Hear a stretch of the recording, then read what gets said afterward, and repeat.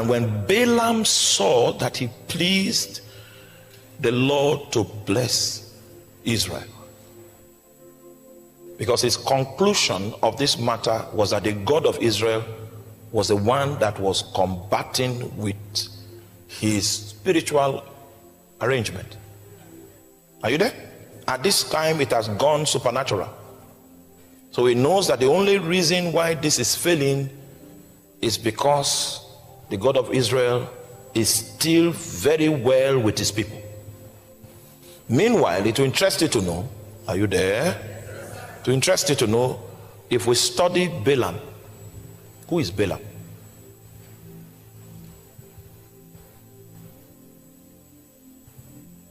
Balaam is the great grandson of Abraham through his concubine called Keturah. Are you there? And you will notice that God told Abraham something. The promise that God gave Abraham was that anyone that blesses you is blessed. Is that true? Please give me, let's quote from the Bible. Are you there in Genesis chapter 12? Let's quote from the scriptures. Genesis chapter 12. And the Lord said unto Abraham, get thee out of thy country and from thy kindred and from thy father's house unto a land that I will show thee. Okay? And I will make thee a great nation. I will bless thee and make thy name great, and thou shalt be a blessing. Next verse. I will bless him that bless thee, and curse him that curseth thee, and in thee shall all the families of the earth be blessed.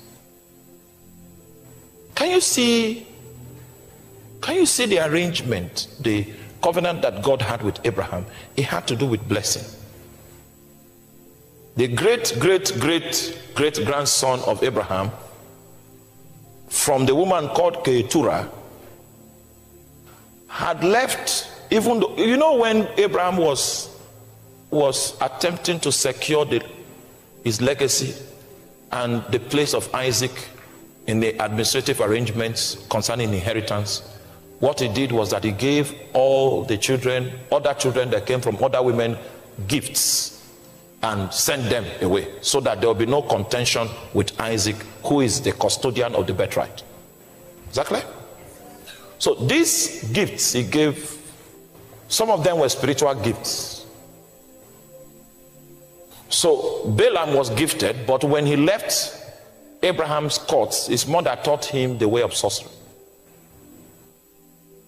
He has gifts from God, but is administering the gifts through the instrumentality of sorcery. So he is a sorcerer, but once upon a time his lineage had an investment that came from God. Are you there? So when he was trying to fight Israel, because the parent source material, the gift he had received, came from that same place, he was incapacitated, but he didn't know why. His sorcery failed, was trying to troubleshoot the system, and then he found out that it was a God of Israel. Are you there? Now he began to survey the valley to see what it was that held down the glory of God. Then he made a statement in verse 5 where I asked us to see Numbers 24 verse 5. How goodly are thy tents, O Jacob. Let me explain that.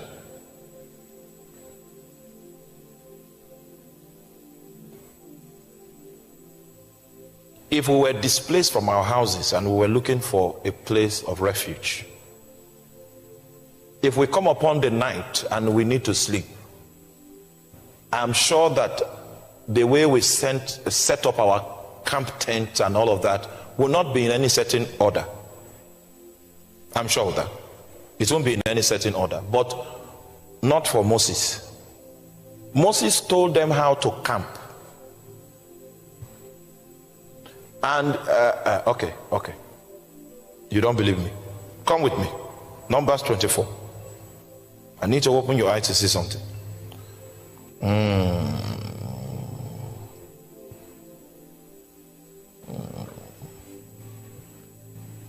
Numbers 24 verse 2, please. 2, verse 2.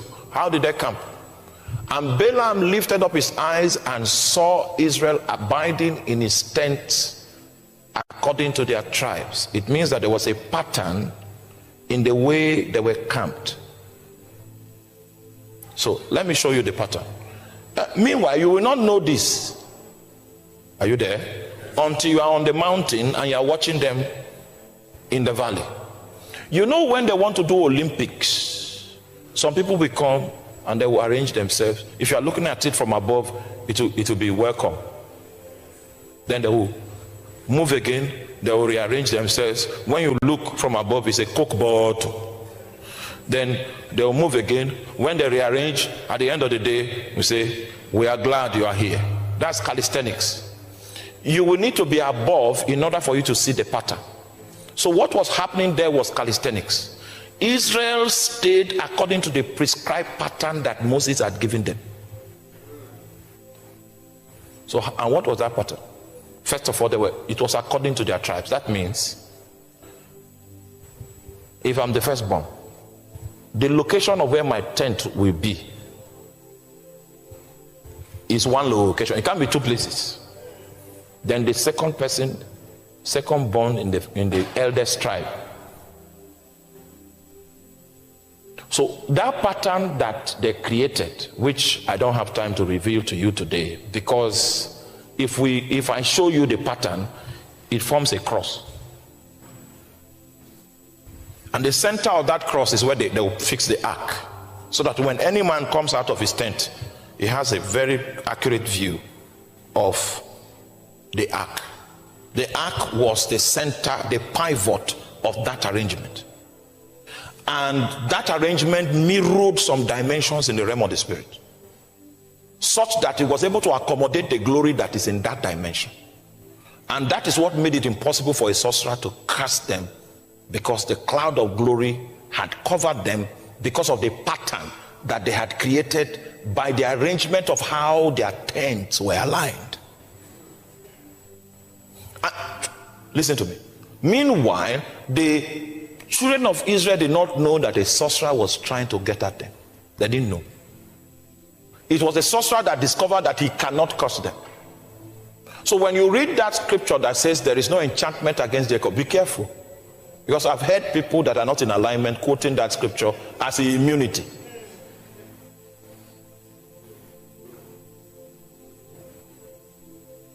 When you hear that there is no enchantment against Jacob, it is only those of Jacob that are under the cloud. There is no divination against Israel. Only those that are under the arrangement of the pattern that can attract the cloud and trap the cloud. Those are the ones that curses and enchantment cannot penetrate.